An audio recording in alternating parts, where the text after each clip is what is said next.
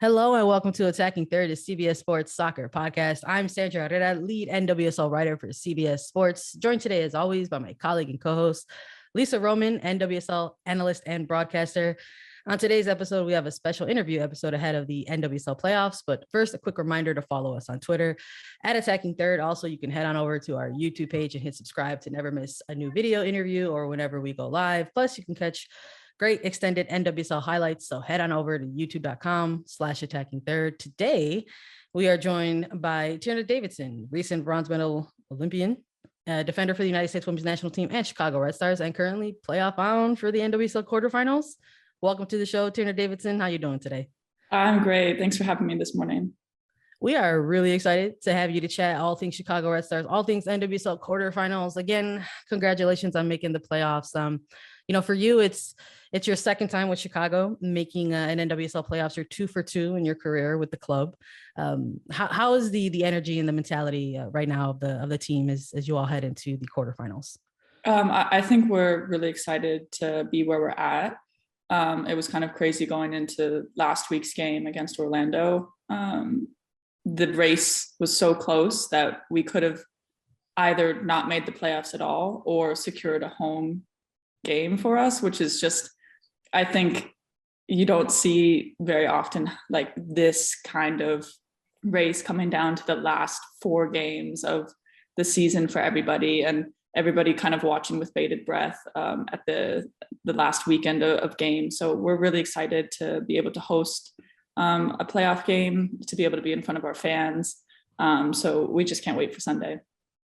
You mentioned how really close this regular season was, and coming down to the final weekend, the final games of this regular season. How does that kind of set the tone for what the playoffs are going to be like, knowing how close the regular season race was? Yeah. We talked about it a bit. Our coach said that, all we have to do is get into the playoffs, because once you're in the playoffs, it's really anybody's game. And I think that's very true. I think that was true for the whole season. There wasn't really any game that you could walk into being like, yeah, I'm really confident that we're going to win this. Like, yeah, easy, no problem. I think that every single team could beat any given team in the league on any day. And so I think that's going to be the same for the playoffs, even though there are seedings. I think that every team is really got a lot of quality and can show up and beat any other team during any of these games. So we definitely have to bring our all. Throughout this regular season, Chicago put together a lot of strong defensive performances and really kept the Red Stars in a lot of games because of all that defense. But throughout this, there was the Olympics and there was international camps and US camps. So there's a lot of different rotation between players coming in and out of the back due to injury or juggling like the club and national team play. So right now, how would you describe the chemistry between the defense for Chicago? I think our chemistry has been shaping up pretty well. I think that especially our last probably 8 games, we've really put together some really strong performances, as you've said, holding teams to pretty low shots on goal, kind of defending really well in those last 20 minutes of a game when you need to close out a game. So even though we have had a lot of rotation, a lot of people in and out, gone for camps and whatnot, I think that we're doing pretty well and that we've got some pretty good chemistry going on.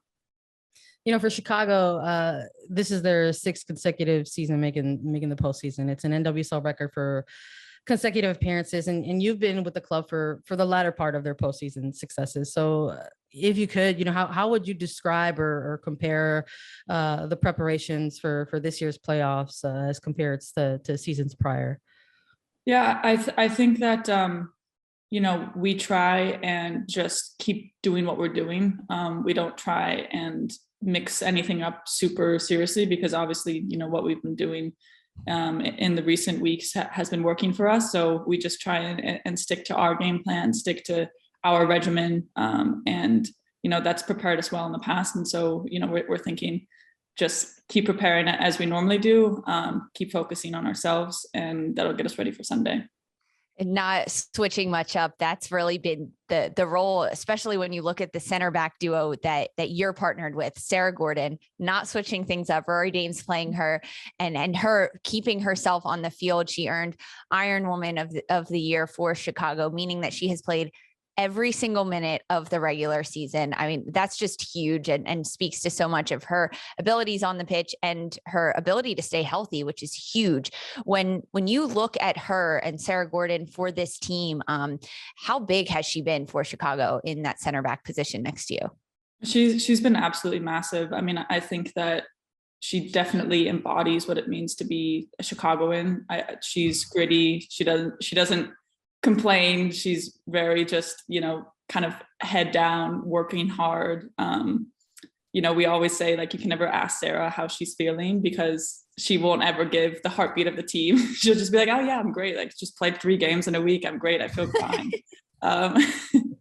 But no, she's been absolutely a rock for this team and has definitely allowed us to experiment with different kind of formations in the back, between a 3-back, a 4-back, kind of somewhere in between.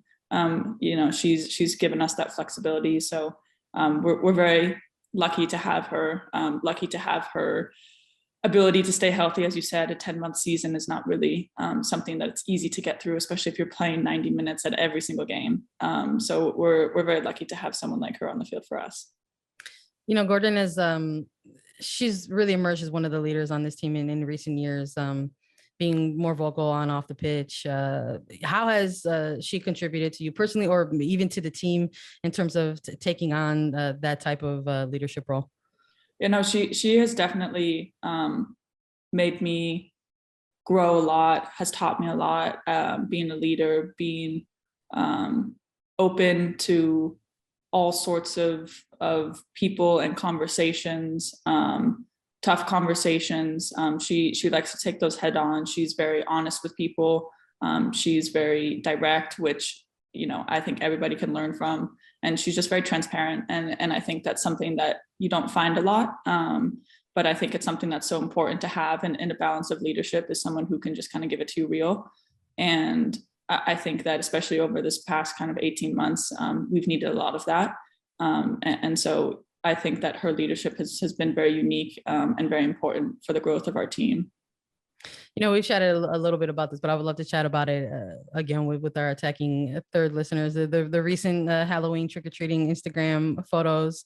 We got to talk a little bit about that. First of all, one of the other things I think that people maybe forget about a lot of times is Sarah Gordon's a mom. She's got her son Caden, so she balances all of these things on top of being a mom. And there was like a really great moment where the two of you shared Halloween Instagram photos, and you were the ghost in this scenario. Can you walk us through this process of picking out costumes and how you ended up having? Oh my gosh. Yeah. So the night before, we had just flown back from Orlando. So obviously we were kind of beat, a little bit tired.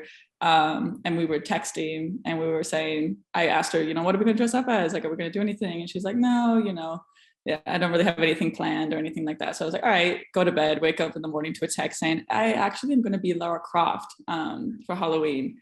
And I was like, dang, that's a nice outfit. That's a cute so outfit. Cool. Yeah. You're going to be cool. That's a cool outfit to wear.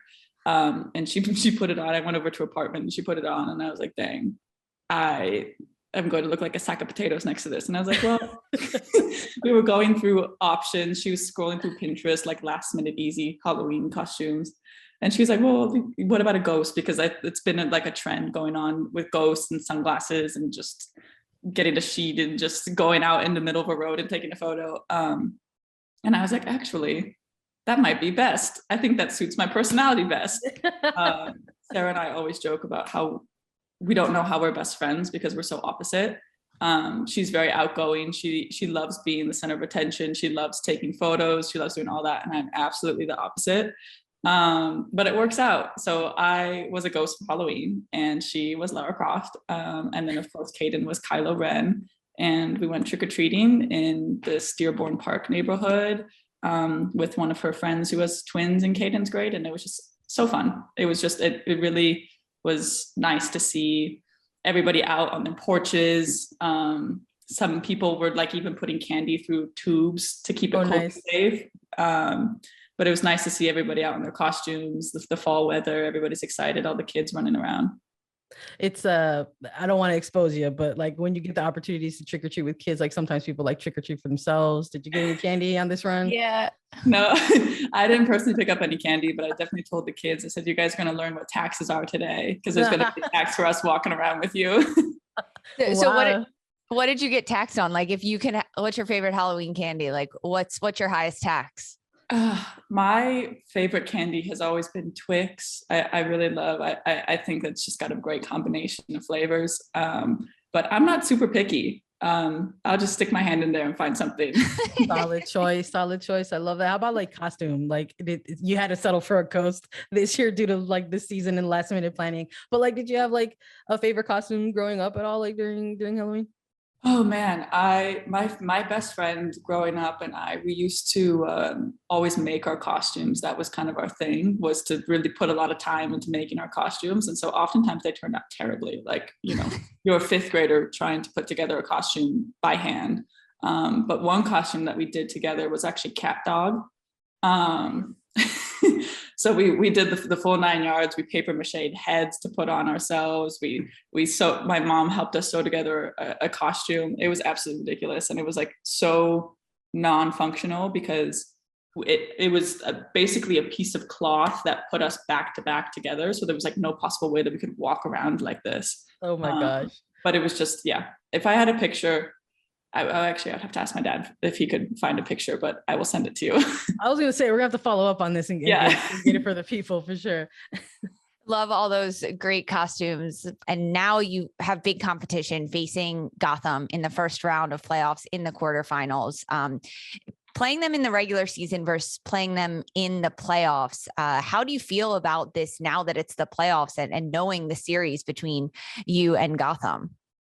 Yeah, I mean, Gotham is a fantastic team, and I think that they have definitely shown their evolution and growth over the season. I think especially in the latter third of the season, they've really come into some serious form, some really great form. And so I think that, it's always a tight game with them. The last game that we played was a really tough 0-0 draw.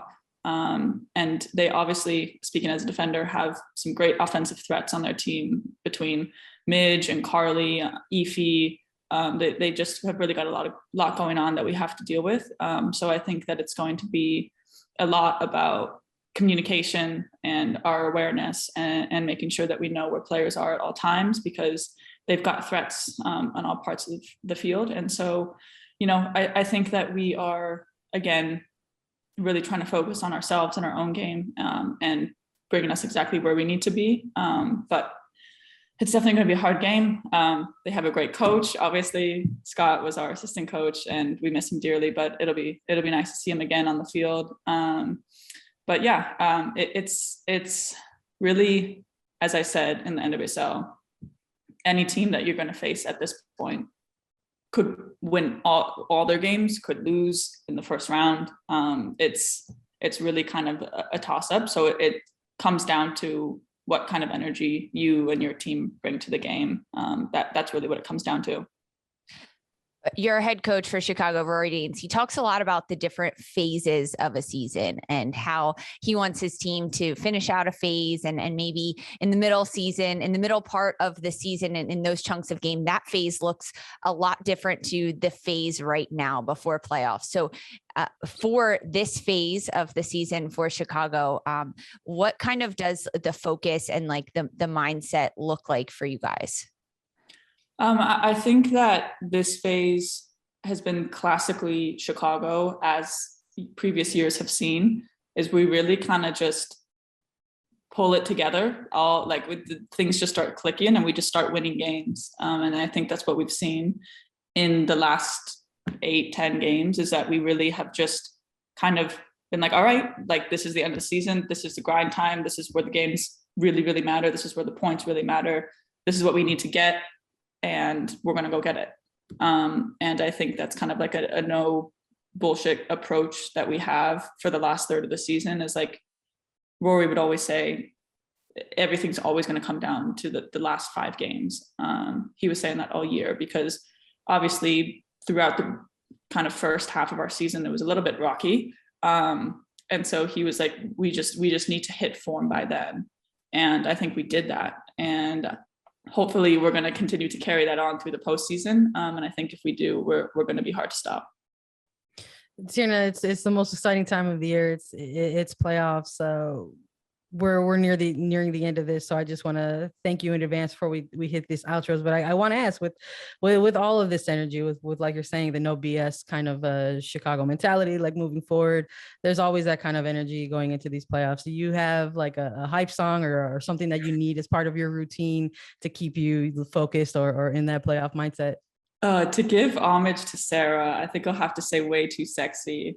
That has been our song for like about a month and a half now, and it is played every game in the locker room. So we're gonna put that one out there.